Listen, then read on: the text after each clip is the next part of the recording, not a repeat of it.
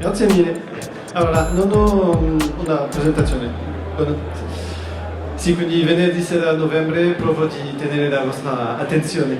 Sono lieto di essere qua, sono incaricato della sostenibilità a Bottega Veneta, quindi del gruppo Kering, e vorrei condividere con voi infatti gli spunti più importanti della nostra politica di sostenibilità e ovviamente evidenziare un po' quelli che sono legati alla concia. Non faccio un'introduzione di Kering e di Bottega, penso che ci conoscete perché siete nell'ambito moda e pelle, però voglio introdurre la sostenibilità come la facciamo nel nostro gruppo. Prima cosa, vogliamo essere leader sulla sostenibilità, è un'ambizione abbastanza chiara, anche comunicata. Abbiamo un spinto molto forte dal top management, dal nostro CEO, a livello gruppo sulla sostenibilità e siamo stati nominati, valutati diciamo, come seconda azienda più sostenibile del mondo nel ranking di Corporate Knights l'anno scorso, quindi siamo perfettamente consapevoli che non siamo perfetti per niente, chiaramente, però proviamo diciamo, e mettiamo ambizione e anche risorse e volontà per essere sempre di più sostenibili. Una parte importante infatti che abbiamo fatto e che voglio menzionare perché è veramente da grande importanza su tutta la nostra strategia è che la prima cosa è che abbiamo voluto definire per noi quello che è la sostenibilità, quello che è sostenibile nell'uso, perché secondo me è veramente il lavoro primo che si deve fare e quindi abbiamo lavorato 5 anni con molti esperti, molti NGOs, molti consulenti e abbiamo pubblicato l'anno scorso, mi sembra, i nostri standard di sostenibilità che sono pubblici, che sono delle regole che ci diciamo, delle regole super concrete che danno la definizione per esempio di un cotone, quello che è un cotone sostenibile per noi, la pelle, quello che è la pelle sostenibile per noi, eccetera. Tutto è pubblico sul nostro sito web e infatti tutte le azioni che facciamo con le concerie, con i nostri fornitori sono legate ovviamente al rispetto di questi standard che sono super ambiziosi e abbiamo l'obiettivo di rispettare 100% per tutti i prodotti questi standard nel 2025, che assolutamente non è un obiettivo facile. Un'altra cosa è che siamo consapevoli che non possiamo cambiare tutto da solo, ovviamente siamo completamente in questo lavoro di sostenibilità in uno spirito di collaborazione e tutto quello che sviluppiamo in termini di strumenti eccetera lo facciamo open source, lo diamo a tutti e siamo molto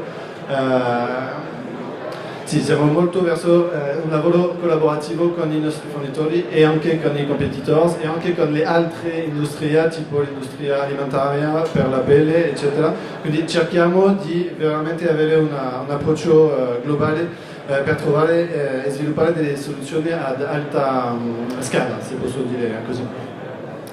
E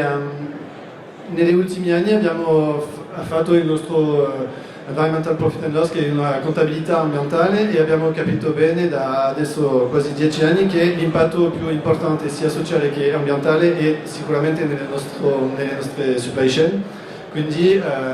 lavoriamo, mettiamo veramente il nostro sforzo sui nostri supply chain. Per venire sul discorso pelle, che è sicuramente la materia più importante per noi, la prima cosa legata più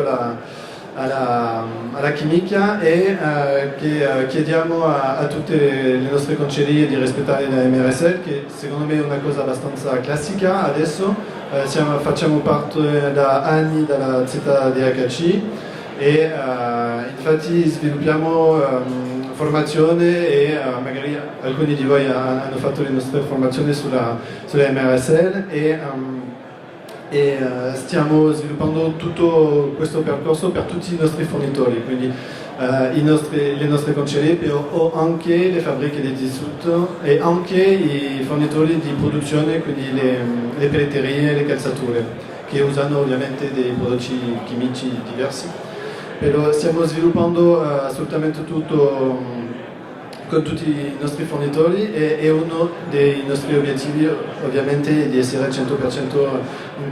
conformità con la nostra MRSL. Sempre proviamo di essere nello spirito di collaborazione, quindi spingiamo i nostri supplier, però diamo molti tool, condividiamo i risultati quando si può per aiutare, facilitare, salvare tempo e sforzi, eccetera. Proviamo di tenere sempre questa cosa in mente. Per esempio, se Saint Laurent trova una soluzione a un problema, Bottega lo userà la settimana dopo, stessa cosa per Gucci, stessa cosa per tutte le brand del gruppo, e anche condivideremo esternamente al gruppo, perché vogliamo veramente rimanere in questo spirito. La seconda cosa molto importante sulla chimica nella pelle è che stiamo spingendo per usare sempre di più possibile delle pelle chrome free e metal free. Questo è un obiettivo anche molto chiaro e ovviamente su questo siamo molto chiari, vogliamo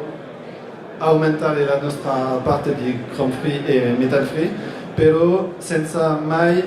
toccare alla qualità e al fatto che la mano e tutto piace al nostro designer, e questo sarà sempre la priorità ovviamente, perché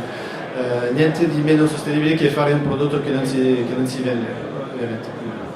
Ci sarà sempre la qualità e il design prima, però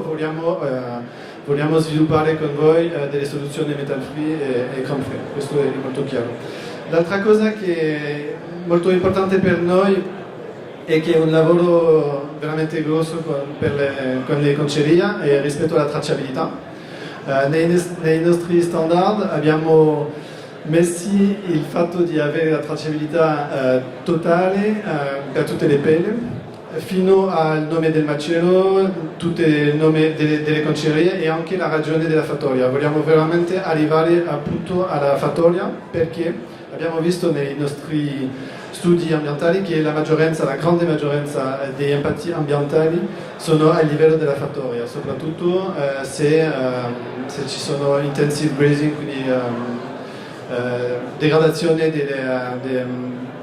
dei suoli, oppure ci sono delle soluzioni per avere allevamenti che infatti migliorano la biodiversità e migliorano l'impatto sulle suoli. Quindi, questo anche è un obiettivo molto forte, perché nella nostra visione quello che abbiamo misurato con l'aiuto della scienza, diciamo, ci dà con l'impatto il più grande per noi. Quindi vogliamo decisamente lavorare su questo, che renga un partenariato con l'Istituto Savori, per esempio, per sviluppare delle metodi a livello fattoriale. Quindi primo vogliamo avere l'informazione ovviamente di almeno le regioni dove vengono gli animali. E l'altra ragione molto forte perché vogliamo anche la tracciabilità è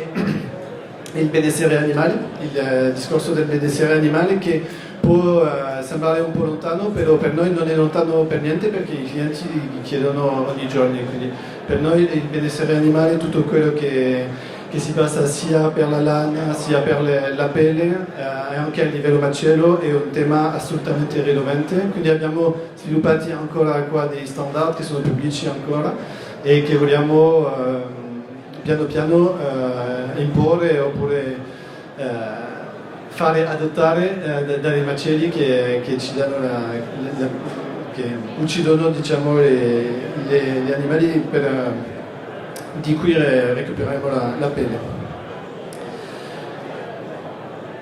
Allora, sì, sono stato un po' veloce. L'ultimo punto è che ovviamente vogliamo anche, e questo mi sembra essere più classico, diciamo, ottenere anche gli impatti ambientali classici, tipo consumo di energia, consumo di acqua, eccetera, dei nostri fornitori, perché facciamo ogni anno un grande calcolo di tutto il nostro impatto ambientale, incluso la supply chain ovviamente, perché in questo lavoro che infatti la nostra contabilità ambientale abbiamo visto che le nostre attività in sé, tipo i nostri 300 negozi per esempio, fanno meno di 8% dell'impatto totale. Quindi se non lavoriamo con voi, con i fornitori, non possiamo essere seri sulla sostenibilità. E quindi abbiamo sempre bisogno anche di informazioni per aggiornare i nostri modelli. Sì. E poi mi sembra che sia tutto, sono stato un po' veloce, però ovviamente lavoriamo anche su molti temi sociali, violenza di genere, però non farò dettaglio questo, mi sono concentrato sul rapporto con i concedini. Grazie.